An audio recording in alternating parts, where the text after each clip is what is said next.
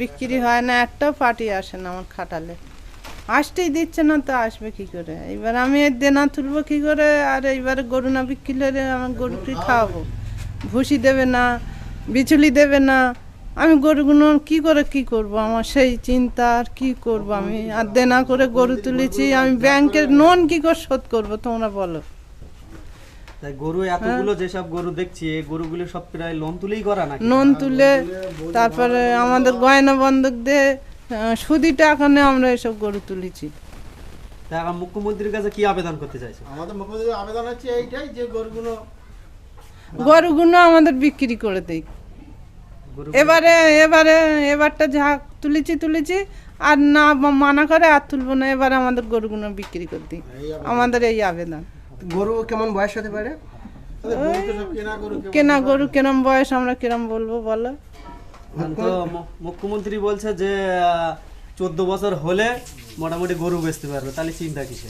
তো 14 বছর এখন এক্ষুনি আমি কি খাওয়াবো গরু? আর 14 বছর রাখতে পারবো কি, আমার সেই গ্যারান্টি আছে? গরু কতদিন বাঁচে?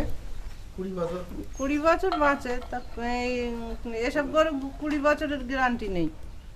মানে কি আবেদন চাচ্ছেন সরকারের কাছে? আমরা এই গরু বিক্রি করে দিক, এবারে এই আবেদন চাচ্ছি, আনা দিক, দেনা তুলে দিক এসে। আর হচ্ছে কি, গরু না যদি বিক্রি করতে চায়, আমাদের ব্যাংকের দেনাগুলো শোধ করতে যাক, আর গরুর কি খাওয়াবো সেইগুলো দিয়ে যাক। এবার কুরবানিতে গরু বিক্রি করতে পারছি না, কারণ কলকাতাতে কোনো পার্টি আসছে না। এবারে সরকার থেকে যে কুরবানি বলছে হবে না, 14 বছরের গরু গরু, এই কারণেই তো আমরা কিছু গরু বিক্রি হয়েছে, বায়না হয়েছে, তবু তারা খুলছে না, রাস্তাঘাটের ঝামেলা বলে। সরকারের কাছে আমার এই আবেদন, এবারে কুরবানিটা সিস্টেমভাবে ছেড়ে দেখ, আমাদের গরুগুলো ক্লিয়ার হয়ে যাক, আমরা আর পুনরায় গরু পুষবো না, আমরা অন্য কোনো কর্ম করে খেতে চাই। এখন গরুগুলো বেচতে পারছি না, গরুগুলোর দুধ হয় না, গরু বিচুলি দিচ্ছে না, দানা ভুসির দোকান থেকে দানা ভুসি দিচ্ছে না, লেবারের পেমেন্ট করতে পারছি না। আমাদের এইসব কারবার লোন ব্যাংক মারফত লোন করা আছে, bank of India, Punjab national bank, সেটা আমি প্রমাণপত্র দিয়ে দেবো।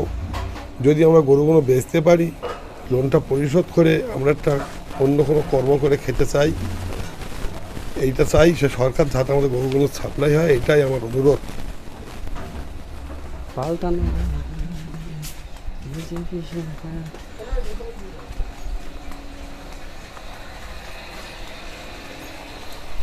আজকে আপনারা দেখছেন যে কত মানুষের কত কত গরু নিয়ে এবারে ঈদে বলেন কুরবানির জন্য গরু না ছাড়ায় সরকার যে সিদ্ধান্ত নিয়েছে, সেই সিদ্ধান্তে অটুট থাকার জন্য যে সরকারি যে আইন, সরকার বলছে যে 1950 সালে যে আইন তৈরি করা হয়েছিল, সেই আইন অনুযায়ী গোহত্যা বা গোমাতা হত্যা করা বন্ধ, জবা করা বন্ধ। সেই পরিস্থিতিতে আজকে আমাদের হিন্দু বলেন, মুসলিম বলেন, সকলেই বিপদের মধ্যে পড়ে আছে। কত গরু সব মানুষ লোন নিয়ে, কেউ ধার করে, সুদ করে টাকা নিয়ে, ব্যাংক থেকে টাকা তুলে আজকে তারা